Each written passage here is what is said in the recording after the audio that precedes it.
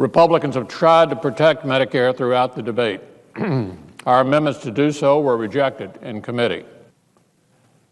Americans are demanding that their voices are heard in this debate. They want their questions answered. Particularly, do they want their questions answered when it comes to Medicare. They don't want the status quo, but they don't want the Democrats are pushing either.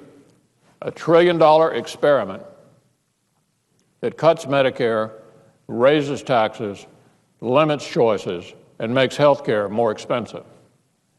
Americans have questions. They're not getting the answers they deserve.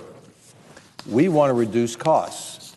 And instead of 1,000-page bills and changing the whole system and adding to the debt and cutting Medicare and raising premiums for millions of Americans, we'd like to say our goal is to reduce cost. But we at least want to know what it costs. We at least want to know why is it cutting Medicare, $500 billion cuts. And if it's being cut, why is Grandma's Medicare cut being spent on some new program? But today I have a new question, and that is whether seniors will get to keep the Medicare benefits that they currently have. So if the president is sincere when he says that Medicare, and particularly Medicare Advantage beneficiaries, can keep what they have, we'd like to help him keep that promise.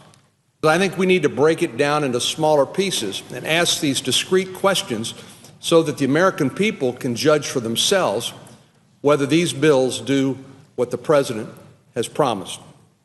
What this bill does is it takes $400 to $500 billion from Medicare and uses it to create a whole new entitlement. Instead of doing those things that would strengthen Medicare, which the trustees have said is going to be insolvent in the year 2017, instead of doing that, which is the responsible thing for us to be focused on today, this Finance Committee mark would take money from a program that is insolvent and use it to leverage a new entitlement program.